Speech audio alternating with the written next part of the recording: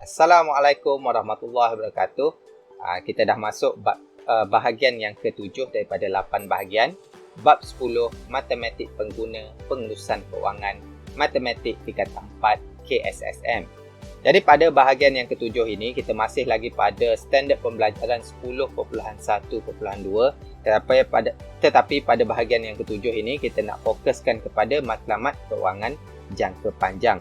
Sebelum ini kita dah fokus kepada kewangan jangka pendek. Untuk bahagian yang ketujuh ini kita pergi kepada kewangan jangka panjang. Okey, buku teks muka surat 285. Jadi pelan kewangan jangka panjang penting seperti pelan kewangan jangka pendek. Tujuan pelan kewangan jangka panjang adalah untuk bagi mencapai matlamat seperti yang dirancang pada peringkat awal. Pelan kewangan jangka panjang merupakan pelan kewangan yang melebihi 5 tahun seperti pendidikan untuk anak, persaraan dan juga pembelian rumah dan sebagainya lah.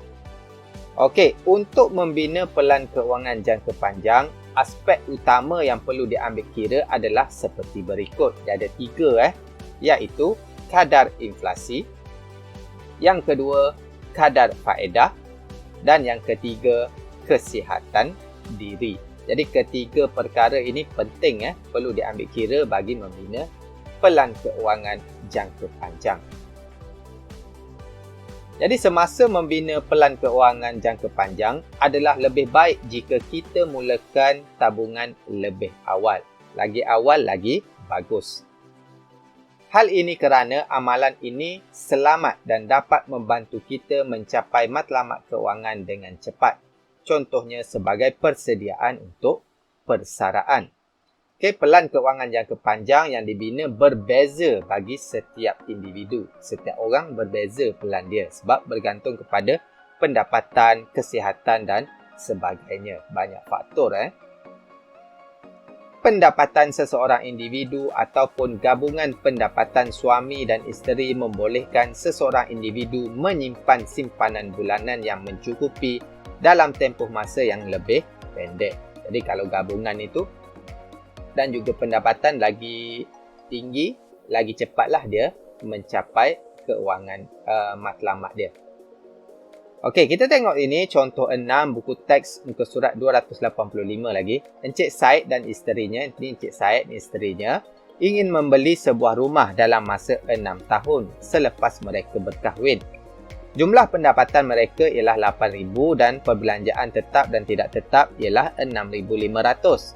Mereka bercadang membeli sebuah rumah 2 tingkat berharga 720,000 dengan wang pendahuluan sebanyak 72,000. Jadi berapakah simpanan bulanan yang harus disimpan oleh Encik Said dan isterinya bagi mencapai matlamat tersebut?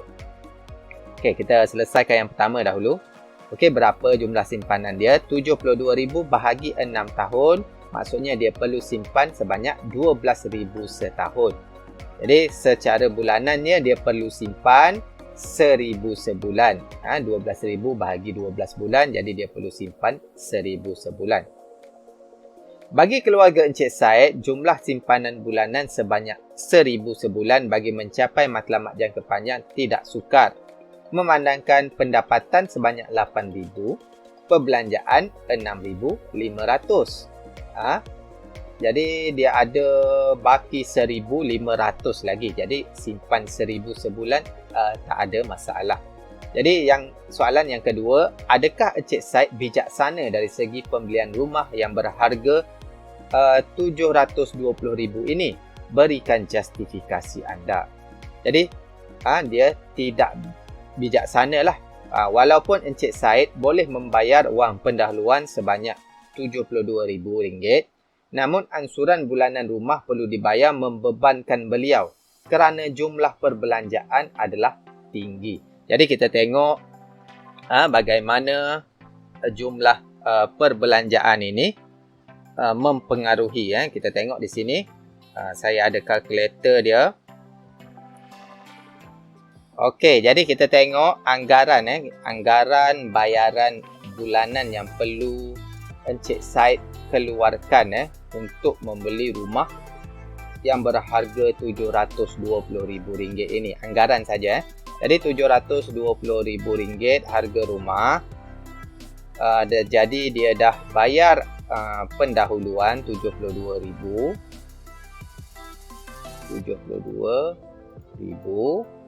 Jadi dia pinjam sebanyak RM648,000. Jadi kita tengok di sini saya ada kalkulator anggaran pinjaman. Okey, jadi jumlah amount ini sebanyak RM648,000. 648,000. Interest bagi penjawat awal 4%. Yang itu paling rendah, interest paling rendah. Pinjaman 25 tahun ataupun 30 tahun lah. 30 tahun. Kita tengok di sini dia punya monthly payment sebanyak 3,000. Monthly payment pun dah 3,000. Itu pinjaman selama 30 tahun. Jadi adalah tidak berbaloi adalah tidak berbaloi bagi Encik Said membeli rumah berharga RM720,000. Sebab kita tengok di sini, kita tengok di situ dia bayaran bulanan dia 3,000 3,000 lebih. Anggaran bayaran bulanan RM3,000 lebih. Jadi kalau RM3,000 tu dia dah terlalu tinggilah dengan perbelanjaan dia RM6,500 sebulan. Okey. Jadi itu saja untuk bahagian yang ke-7 ini. Jadi jangan lupa untuk tengok video bahagian yang ke-8. Terima kasih. Jangan lupa untuk subscribe. Terima kasih. Assalamualaikum.